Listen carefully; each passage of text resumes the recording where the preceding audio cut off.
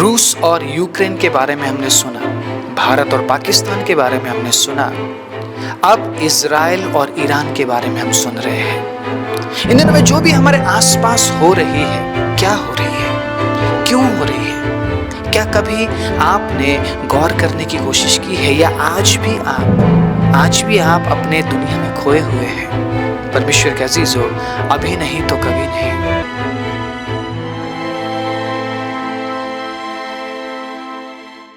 आप सभी को जय मसीह की, प्रभु यीशु मसीह के नाम से मैं आप सभी का स्वागत करता हूं आज के वचन के लिए। परमेश्वर के अजीजों, आज मैं आप सभी के साथ एक बहुत ही महत्वपूर्ण टॉपिक पर बात करने वाला हूं और वो टॉपिक है, क्या अंत आ चुका है?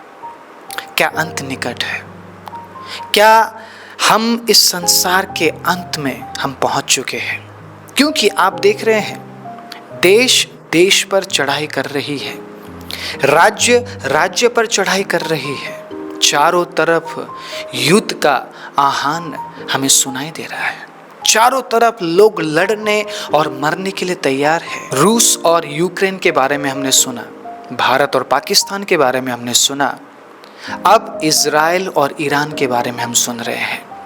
इन दिनों में जो भी हमारे आसपास हो रही है, क्या हो रही है, क्यों हो रही है, क्या कभी आपने गौर करने की कोशिश की है या आज भी आप अपने दुनिया में खोए हुए हैं?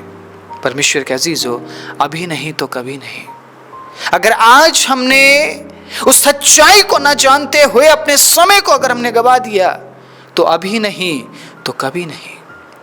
मैं ये कहना चाहता हूं, आज जो है अभी है, कल के बारे में इंतजार मत कीजिए। कल के बारे में इंतजार मत कीजिए। कल के बारे में चिंता मत कीजिए कि कल क्या होगा। आज मेरे साथ क्या हो रहा है, आज प्रभु किस तरीके से मुझे बदलना चाह रहे हैं, आज प्रभु मुझसे किस विषय में बात कर रहे हैं, आज के दिन में प्रभु मुझसे किन कमियों को निकालना चाह रहा है, दूर करना चाह रहा है, उन बातों पर हमें सोचना और विचारना पड़ेगा। अगर मैं बस ये देखता रहूं और सुनता रहूं कि ये हो रहा है, वो हो रहा है, तो क्या फायदा? संकेत है, ये सब संकेत है। मसीह लोगों, जाग जाओ। मसीह लोगों, जाग जाओ, क्योंकि वो आने वाला है। कौन आने वाला है? कौन आने वाला है? हमारा जीवित परमेश्वर। क्यों मैं ऐसा बोल रहा हूं? मैं पढ़ाऊंगा। हमने प्रभु के वचन में इन तमाम बातों को पढ़ लिया, फिर भी हम भूल कर बैठे हुए हैं। क्यों बैठे हुए हैं? क्योंकि हम अपने जीवन में मस्त हैं, हम अपने कामों में मस्त है। परमेश्वर के अजीजों, परमेश्वर ने आपको अगर आशीष दी है तो उसमें मस्त होने के लिए नहीं, व्यस्त होने के लिए नहीं, बल्कि परमेश्वर की महिमा करने के लिए और जागते रहने के लिए दी है। सोने के लिए आपको वो आशीष नहीं देता है, वो बिस्तर जरूर देता है आपको, लेकिन वो कहता है तू ऐसा सो कि तू जागता रहे। हालेलुया। वो शांति आपको देता है, लेकिन वो इसलिए नहीं देता है कि आप सब कुछ भूलकर उसी शांति में आप व्यस्त हो जाएं, बल्कि वो शांति आपको इसलिए देता है ताकि आप हमेशा जागृत रह सके, ताकि आप हमेशा अलर्ट रह सके, ताकि आप अपने आप को परमेश्वर के राज्य के लिए तैयार कर सके। आज मैं सोच रहा था उस वचन के बारे में, जिस वचन ने मुझे बहुत छुआ जब मैंने प्रभु यीशु मसीह पर विश्वास किया। आपको पता है वो वचन कौन सा है? यूहन्ना 3 उसके 16 को जब हम पढ़ते हैं, परमेश्वर के अजीजों, हमें लगता ही नहीं कि आने वाले समय में हमें मसीह जीवन में दुखों को भी झेलना पड़ेगा, क्योंकि उस वचन में कुछ भी इस तरीके से लिखा नहीं गया ना। उसमें क्या लिखा है? परमेश्वर ने जगत से ऐसा प्रेम रखा कि उसने अपना इकलौता बेटा दे दिया ताकि जो कोई उस पर विश्वास करे वो नाश न हो परंतु अनंत जीवन पाए। उस वचन में कहीं पे भी आने वाले पीड़ा के बारे में, दुख के बारे में, तकलीफ के बारे में जिक्र नहीं किया गया। क्यों जिक्र नहीं किया गया है? क्योंकि एक व्यक्ति को जब वो दुख में है, तकलीफ में, मुसीबत में है, उसे एक ऐसा वचन चाहिए परमेश्वर के अजीजों, जो वचन उसे बदल सके। और जब एक व्यक्ति परिपक्व बनता है, विश्वास में आगे बढ़ता है, तो बाकी वचन जो परमेश्वर हमें देना चाहते हैं, जो ताड़ना वो हमें देना चाहते हैं, जो सीख वो हमें देना चाहता है, हमारे सामने आता जाता है और हम परिपक्व बनते जाते हैं और हम एक ऐसे मुकाम में पहुंचते हैं, ऐसे मुकाम में हम पहुंचते परमेश्वर का अजीजों, हम ये पढ़ते हैं कि उद्धार पाना आसान नहीं। मैं सही बोल रहा हूँ, मैं बिल्कुल सही बोल रहा हूँ, उद्धार पाना आसान नहीं। आपको क्या लग रहा है, ये जो लड़ाइयाँ हो रही है, क्या इसके बारे में परमेश्वर को पता नहीं था? क्या इसके बारे में परमेश्वर को पता नहीं है? परमेश्वर को पहले से सब कुछ पता है, पता था परमेश्वर को कि ऐसा होगा।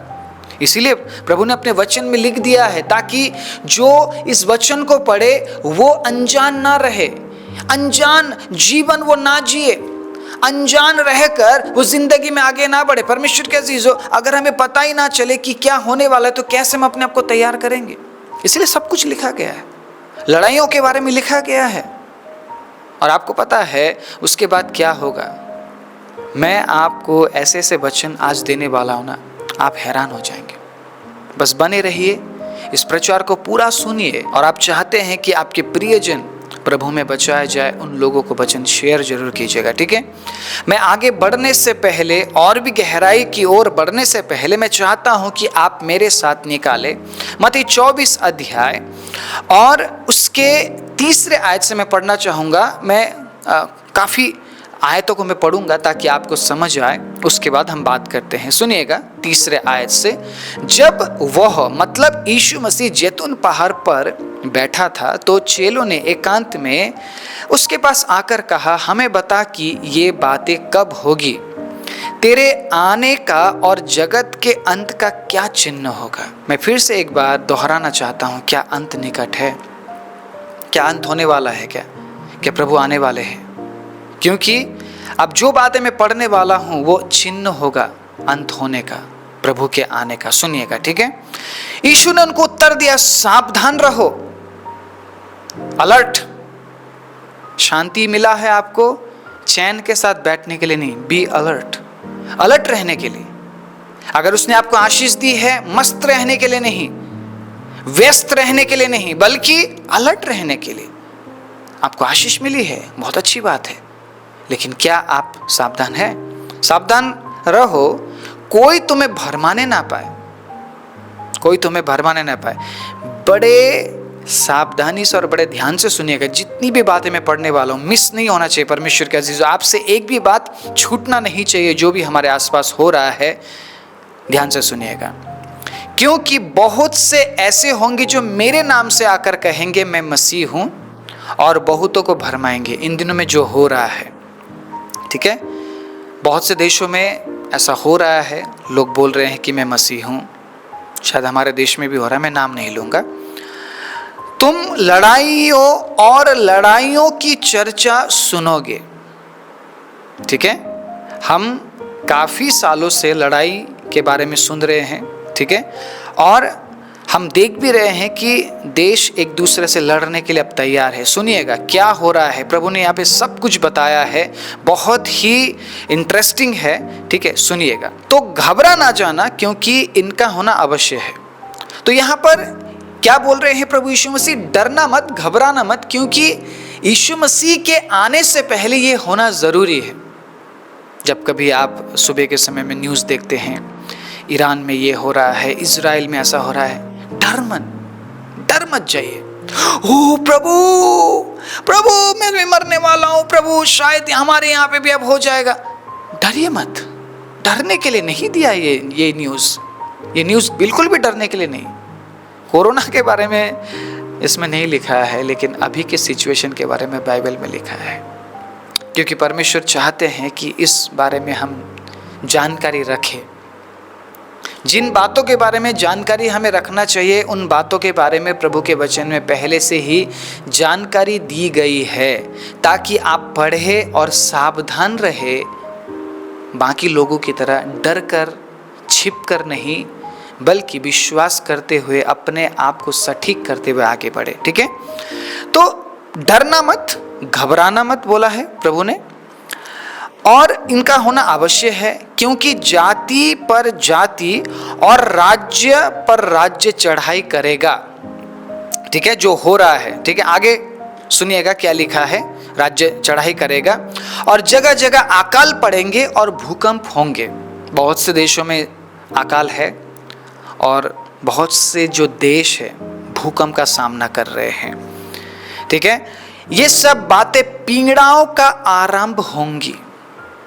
अब यहां पे क्या बताया गया? पीड़ा मतलब दुख का आरंभ है। अभी जो पीड़ा है ना वो बढ़ेगी, ये सिर्फ आरंभ है। अगर आप एक परिपक्व विश्वासी है, इस वचन को सुनिएगा, क्योंकि अगर आप परिपक्व विश्वासी नहीं है परमेश्वर के अजीजों, आप शायद डर जाएंगे, आप शायद घबरा जाएंगे। मैं क्यों ऐसा बोल रहा हूँ आगे आपको समझ आएगा। बिल्कुल परिपक्व विश्वासी अगर आप है तो ही इस वचन को सुनिए, दिल को थाम कर सुनिएगा, क्योंकि आगे बहुत सी बातें मैं ऐसी बताने वाला हूँ। ध्यान से सुनिए। ये सब बातें पीड़ाओं का आरंभ होंगी, तब वह क्लेश देने के लिए तुम्हें पकड़वाएंगे। इन दिनों में जो हो रहा है, क्या हो रहा है? मसीह लोगों पर सताव हो रहा है और तुम्हें मार डालेंगे। बहुत से लोग सताए जा रहे हैं। हम शायद एसी के कमरे में बैठकर इस वचन को सुन रहे हैं, या फिर हम शांत जगह में बैठकर इस वचन को सुन रहे होंगे। आपको पता है बहुत से लोग जिनके जीवन में इस समय में शांति नहीं है, वो अशांत अवस्था में है, वो शायद दर्द में है, पीड़ा में है, क्योंकि बहुत से लोग सताए जा रहे हैं, प्रभु के नाम के लिए मारे जा रहे हैं। ठीक है, और मेरे नाम के कारण सब जातियों के लोग तुमसे बैर रखेंगे। इन दिनों में क्या हो रहा है? क्या हो रहा है? आपको पता है हम मसीह लोगों के साथ सब जाति के लोग बैर रखते हैं, और अंत का दिन है इसलिए ये बढ़ता जा रहा है। तब बहुत से ठोकर खाएंगे और एक दूसरे को पकड़वाएंगे और एक दूसरे से बैर रखेंगे। अब यहाँ से जो वचन है ना वो एक अलग दिशा में जा रहा है। अभी तक जो संसार से हमें पीड़ा आएगी बोला है, ठीक है, संसार के लोग हमें सताएंगे बोला है, बहुत से जाति के लोग हमारे खिलाफ हो जाएंगे, हमसे पैर रखेंगे। सुनिएगा उसके बाद क्या लिखा है, तब बहुत से ठोकर खाएंगे। कौन ठोकर खाएंगे? कौन ठोकर खाएंगे? विश्वासियों के बारे में बोला गया। अब मेरा कंसर्न आप सभी के लिए है, मेरी चिंता आप सभी के लिए है। आपको पता है परमेश्वर के अजीजों, मैं प्रभु के वचन को लेकर जब आपके बीच में आता हूँ ना, मैं आपसे बात करने से पहले मैं 10 बार सोचता हूँ, 20 बार सोचता हूँ कि मुझे आपसे क्या बात करना है, क्या मैं बोलूँ, क्योंकि मुझे इधर उधर की बातें करनी नहीं आती। मुझे मैं किसी के साथ इस तरीके से मैं बांट रहा था कि मैं अगर आप लोगों से मैं परमेश्वर के अजीजों प्रभु के वचन में से बात ना करूँ तो मैं क्या करूँ? मैं क्या बोलूँ आपको? मैं क्या बोलूँ? मेरे पास बोलने के लिए कुछ भी नहीं है। मैं चाहता हूँ कि आप प्रभु के वचन को आप जाने, आप परमेश्वर के वचन को समझें, क्योंकि मैं अगर इधर उधर की बात करूँगा तो जो लोग ठोकर खा रहे हैं वो और ठोकर खाएंगे। अब पता है दुख की बात क्या है? जो ठोकर खाएंगे वो एक दूसरे को पकड़वाएंगे और एक दूसरे से बैर रखेंगे। इन दिनों में क्या हो रहा है? मैं सारी बातें आपके सामने नहीं रखने वाला हूँ। आप समझदार हैं, आप YouTube देखते हैं और आप बहुत सी बातें देख रहे होंगे इन दिनों में क्या हो रहा है। मैं सही बोल रहा हूँ? क्या हो रहा है इन दिनों में? लोग क्या कर रहे हैं? क्या कर रहे हैं लोग? एक व्यक्ति दूसरे व्यक्ति पर दोष लगा रहा है, यही तो हो रहा है।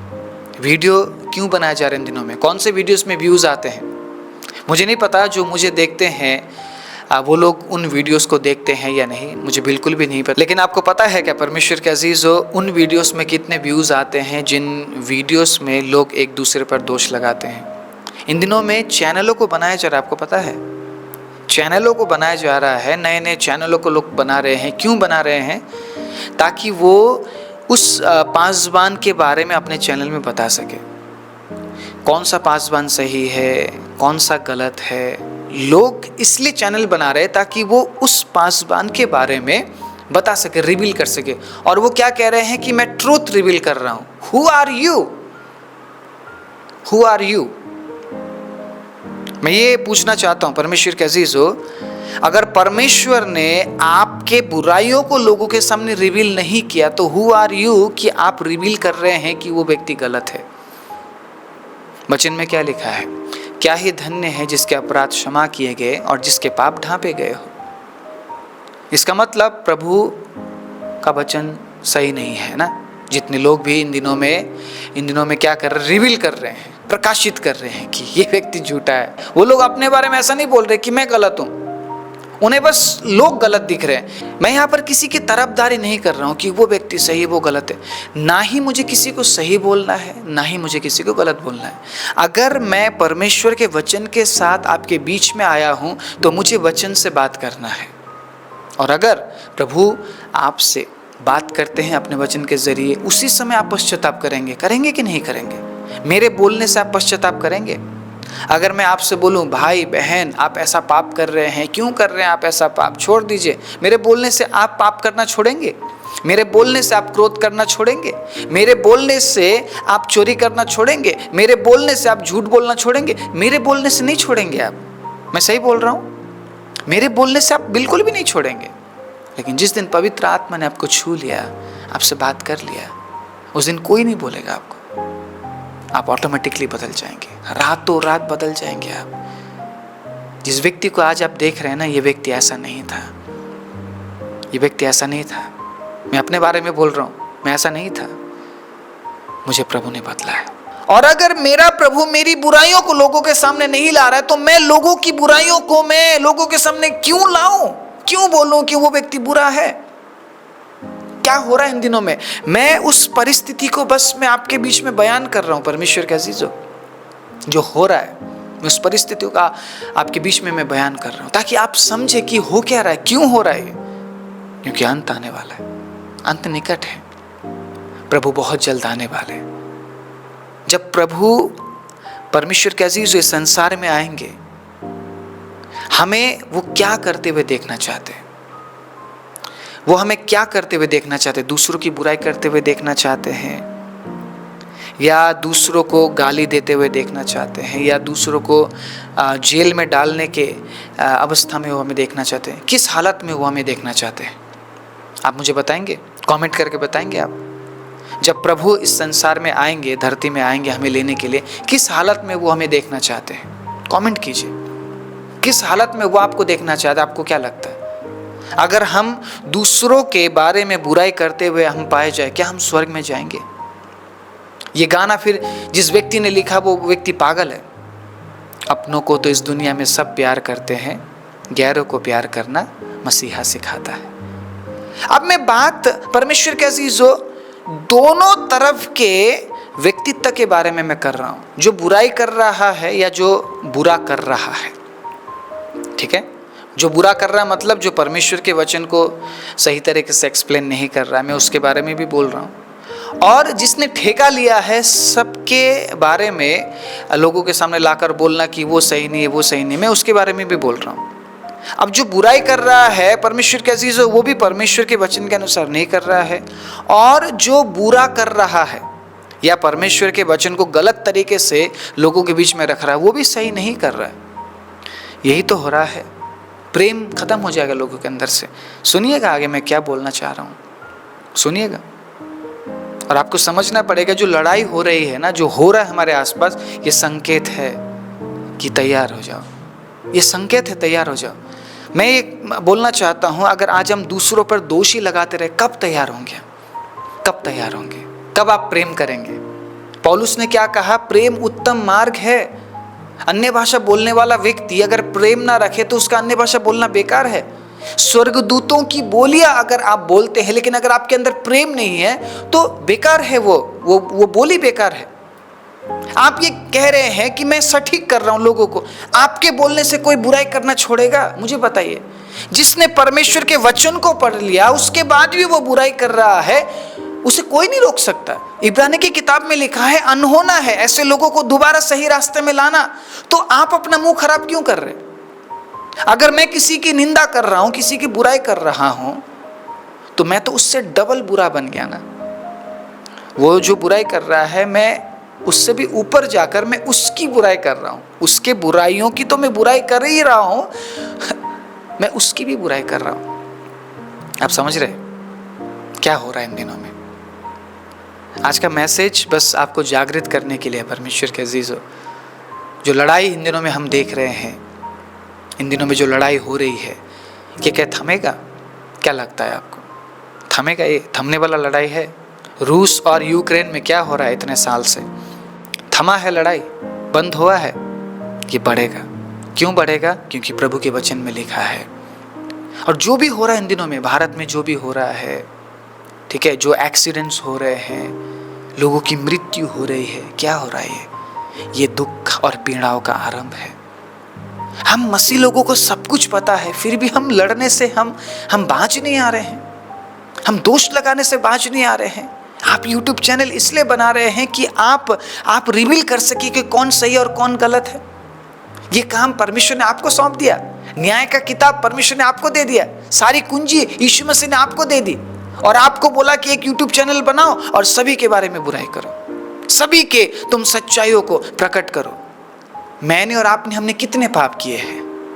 क्या कोई है इस वीडियो को देखने वाले लोग जिसने पाप ना किया हो या आज भी पाप ना करता हो? है आप में से कोई भी ऐसा?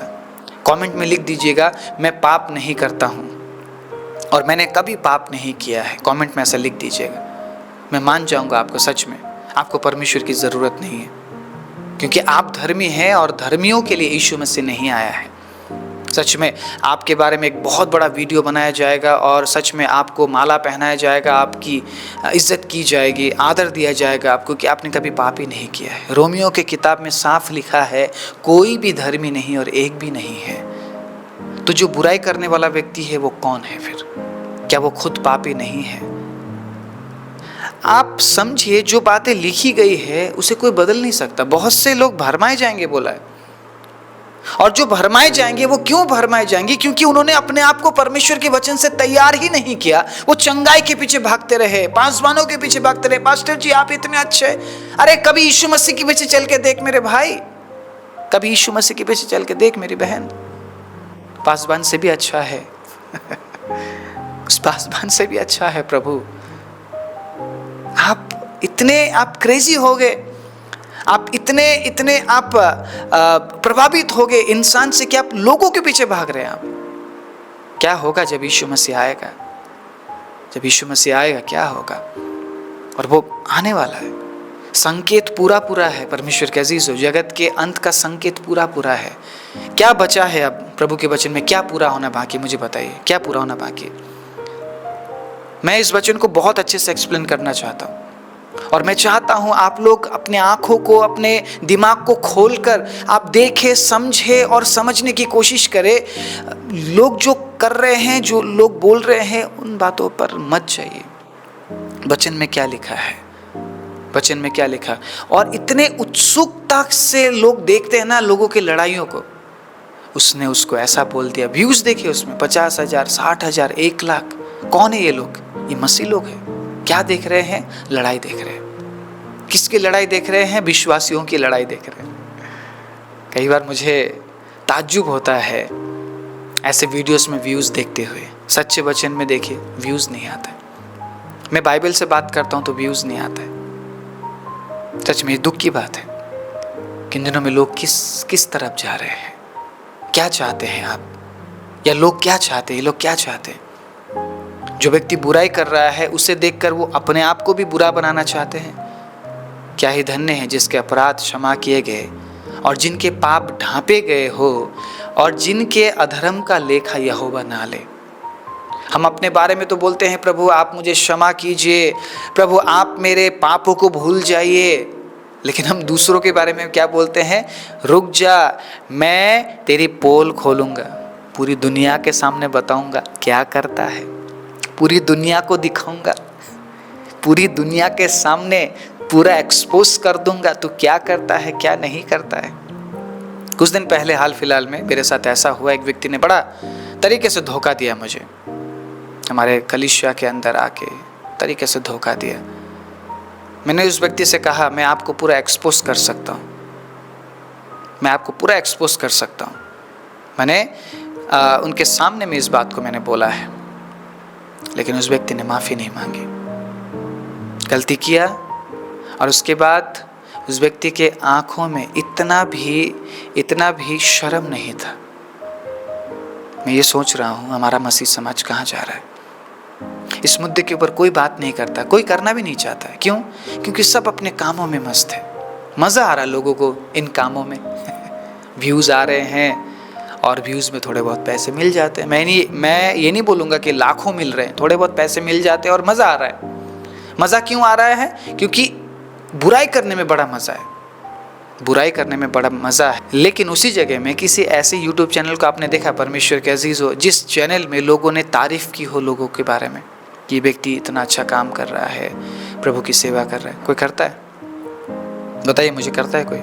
बुराई करने वाले चैनलों को देखिए, कितने सारे चैनल है। अगर मैं इसमें कहीं पे भी गलत हूँ, कमेंट में लिखिए, मैं अपनी गलती को मानूंगा। कहीं पे भी मैंने कुछ भी गलत बोला है, पॉइंट उठाना ज़रूरी है। अगर आज मैं इस पॉइंट को नहीं उठाऊंगा, कौन बात करेगा इस बात के बारे में? कौन विचारेगा? आप सुन रहे हैं, आपके दिमाग में क्या जा रहा है? आप लड़ाइयों को देख रहे हैं, आपके दिमाग में क्या जा रहा है कि मुझे भी ऐसा ही करना है। कहाँ लिखा है प्रभु ने? अगर वो आपके पापों को क्षमा कर रहा है तो वो उस व्यक्ति के पापों को भी तो क्षमा करेगा। हम भेदभाव में क्यों हैं? हम प्रभु से क्या कह रहे हैं? प्रभु आप मेरे पापों को तो क्षमा कर दीजिए, लेकिन उसको छोड़ना मत प्रभु। और आप मुझे न्याय का काम सौंप दीजिए, बाकी काम आप मुझ पर छोड़ दीजिए। फिर देखिए मैं कैसे एक्सपोज करता हूँ उसे। मैं एक्सपोज कर सकता था जिस व्यक्ति ने मेरे साथ बुरा किया। जहाँ पे मैं रहता हूँ, मैं पूरे हमारे एरिया में मैं उस व्यक्ति को एक्सपोज कर सकता था, लेकिन मैंने न्याय का काम परमेश्वर के हाथों में सौंप दिया। और मैंने उस भाई को ये जरूर बोला कि आगे किसी भी कलीसिया में जाकर ऐसा मत करना, ये गलत है, ये गलत है जो आपने किया है, बिल्कुल भी एक्सेप्टेबल नहीं है, ग्रहणीय नहीं है।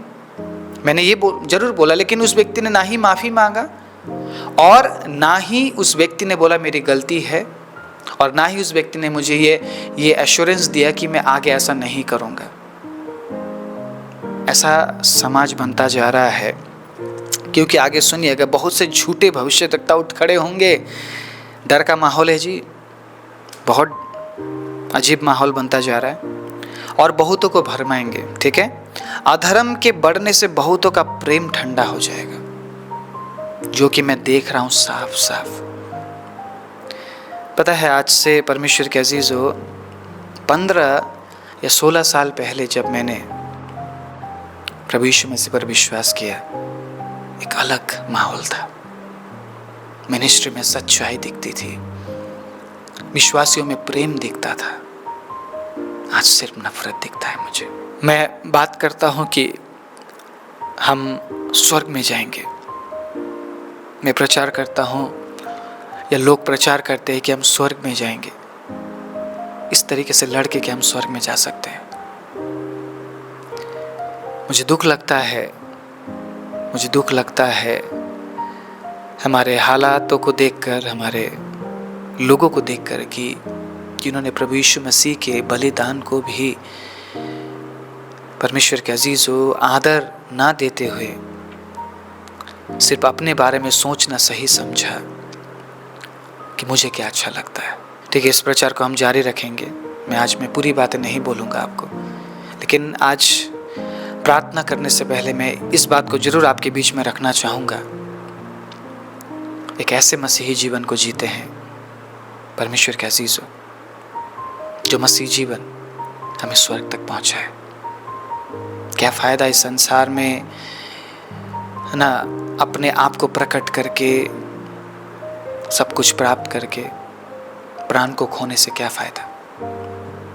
जितने भी लोग आज मुझे सुन रहे हैं, बस मैं आप सभी से ये बोलना चाहता हूँ, कुछ भी हो जाए, कितना ही दुख सहना पड़े, कितना ही जलीलियत सहनी पड़े, सच्चाई में बने रहना, क्योंकि बहुतों का प्रेम ठंडा हो जाएगा बोला है।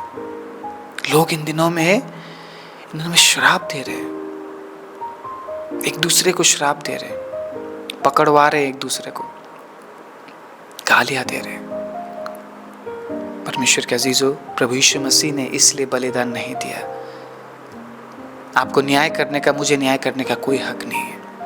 हमें क्या बोला गया है? एक दूसरे को उत्साहित करो। इन दिनों में जो लड़ाई हो रही है, जो हालात है, संकेत यही है, अंत होने वाला है, प्रभु यीशु मसीह आने वाले हैं और ये मजाक नहीं है बिल्कुल भी। इस बात को हंसकर उड़ाने का और इस वीडियो को बंद करने का कोई मतलब नहीं बनता है। अगर आपके कान में ये शब्द पहुंचा है कि अंत निकट है, प्रभु आने वाला है, और सारे संकेत परमेश्वर के अजीजों हमें यही बता रहे हैं कि अंत निकट है, प्रभु आने वाले। मैं अगले प्रचार में ये बताऊंगा कि अब हमें क्या करना है, जब ऐसे हालातों को हम देख रहे हैं हमें क्या करना है। अगले प्रचार में मैं बताऊंगा, जरूर आइएगा, सुनिएगा और अपने आप को तैयार जरूर कीजिएगा। आइए अपने आंखों को बंद करें। प्रभु जी धन्यवाद अभी तक जिन्होंने प्रभु आपके वचन को सुना है, प्रभु आपके प्रेम को पिता समझा है और प्रभु सच्चाई से रूबरू हुए हैं, उनके जीवन में आप नया काम कीजिए, ताकि प्रभु जो संकेत हमें मिल रहे हैं, जो हम देख रहे हैं पिता, उन बातों को हम हल्के में ना ले, बल्कि हम अपने आप को आपके आगमन के लिए और भी तेजी से हम तैयार कर सकें। सारे महिमा आदर आपको देते हुए, वचन सुनने वाले सभी को आपके हाथों में समर्पण करते हुए प्रार्थना प्रभु यीशु मसीह के नाम से मांगते हैं, आमीन।